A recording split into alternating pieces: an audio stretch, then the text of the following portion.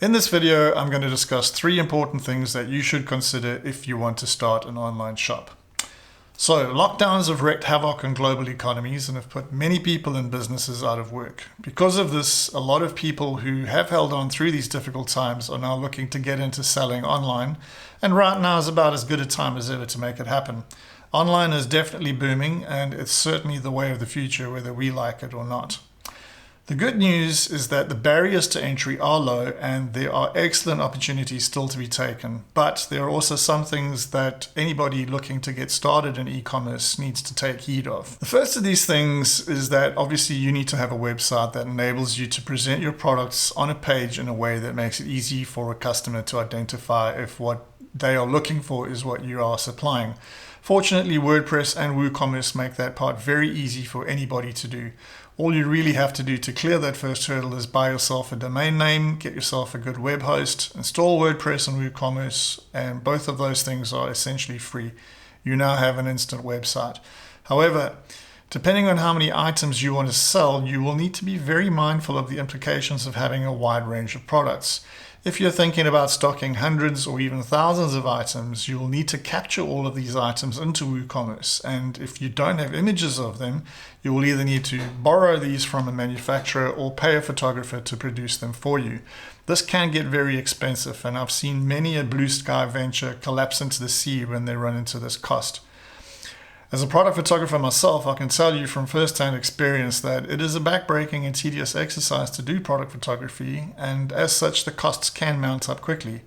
For example, if you're looking to do apparel, my pricing for flat lay clothing will start at 80 Rand per image, and if you want me to photograph glassware or jewelry, that goes up sometimes as much as 500 Rand per shot, depending on how complex the set build needs to be. It's never as simple as doing what we call a drop and pop. Each item has its own challenges and it takes time to get this right. So if you intend having 200 different items in your store at the get-go, make sure you've budgeted for at least 20,000 Rand for photography if you can't produce your own images. My advice for any startup online apparel shop would be to start small with a range of unique items and see how you can manage selling those before you go nuts with hundreds of different items. It's easy to add new lines and stages that you can manage financially. Another very important thing to think about if you intend having a lot of items in your shop that you buy in from a number of suppliers is the pricing of each item and keeping those prices up to date, especially if there are regular fluctuations like in the tech world or with any imported items. Imagine that you've created a website with 1,000 items, each of which has a price adjustment every month. You'll need to sit down with your software and manually change the price on every item and then check them all thoroughly. The last thing you want to have happen is that you have a finger problem and accidentally drop off a 0 on a big ticket item. Trust me, explaining it as an error will not be good for your online reputation, and you can definitely expect to be taken to task on social media for such mishaps. Things like that can break consumer trust instantly, so be sure to understand the need for great data capture. So the takeaway here is that while a website might be easy to get up and running, maintaining it and managing it is going to require a lot of effort on your part. So you need to make sure that you have the manpower and financial resources to do those things if you don't want to be saddled doing them yourself. The second item to think about is payment, shipping, and logistics. Getting paid is obviously the most important thing, but fortunately these days it's a relatively straightforward and easy process to set up in WooCommerce. Here in South Africa, the 3 main payment options for small businesses are EFT, PayFast, and Yoco. With the exception of EFT, you will need to consider the cost implications of using a credit card processor. Both PayFast and Yoco will take a percentage of your total sale, including shipping, as a commission. This does vary and can be negotiated as your turnover grows, but for a startup, you'll need to work on around 3.5% commission per sale. I'll leave some links in the footer for you to sign up with Yoco and PayFast. Personally, I prefer Yoco as it is much more gracefully integrated into your website, and you don't have to wait 4 days for your money to be paid out to you, as is the case with PayFast. You will also have to consider how you are going to get your product to your buyers, so you need to think about shipping and the cost implications that will have on your product, not to mention the logistics, because remember, your customer doesn't just walk out of the shop with their product anymore. You've got to deliver it to them, and this can become a little bit tricky. You're going to need to package it, so you've got a budget for packaging materials such as boxes, bubble wrap, Plus, you will need to make yourself available to hand it over to the courier. If you're shipping items every day, you should build up a system of processing your orders and getting them out on time every day. Or if you only want to do shipping on certain days, set up a shipping method that clearly indicates at the point of sale that this item ships within X amount of days from the time of order. This way you can give yourself breathing room and still maintain acceptable customer service levels. Don't forget that you will also have to print shipping labels and complete the waybills for each sale. This is time-consuming stuff, so make sure you've got the time available to do that. As your sales volumes increase, you're most likely going to want to look at buying or employing some staff who need to do a lot of this task-based work for you. There are some cost implications there too, and if you're a startup, this will include registering your staff for PAYE, paying skill development levies, and of course UIF. Normally a good accountant will take care of all of this admin for you.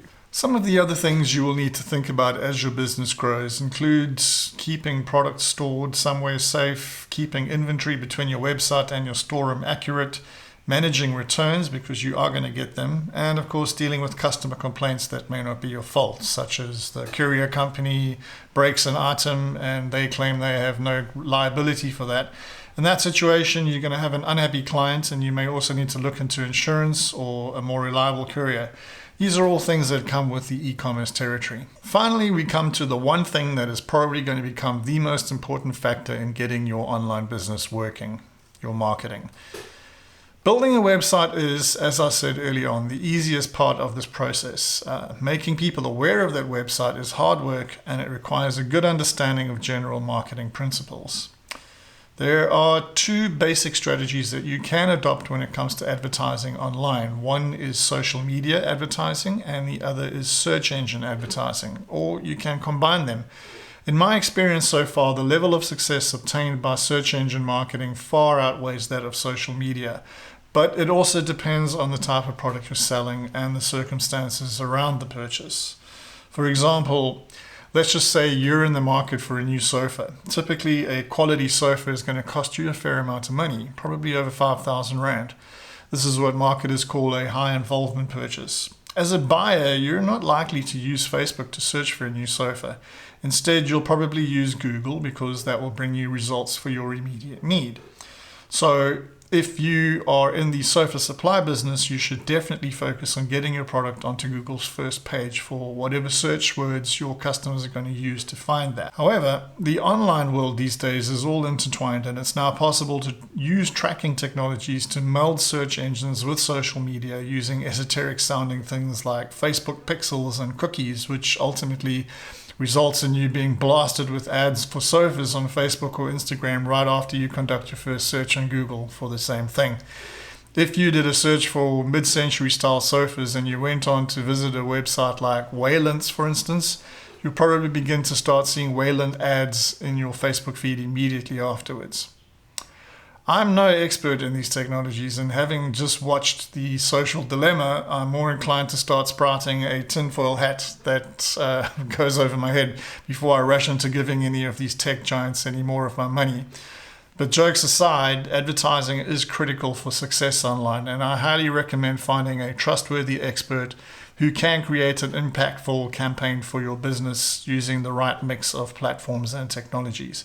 Whatever you do, don't pay anybody money for SEO in your first year of operation. You're not going to see any return on it for a long time, and if you are already on a budget, it would be better to spend that on advertising than SEO. I will touch on this aspect in future videos, as SEO is important, but not for startups. It's quite complex, but the rewards are fantastic if you get it right. Okay, so that wraps up this video. I hope you found it useful. Please give it a thumbs up and share it with your friends if you're watching on YouTube. Don't forget to subscribe to the channel and click the little bell thingamabob on the notifications down at the bottom so that you can get notified when we produce a new video. Also, please join myself and other WordPress and WooCommerce experts and users on our new Facebook support group where we'll answer questions from anybody looking to start an e-commerce business. I'll put that link in the description also. Until next time, take extra good care of yourself and adios.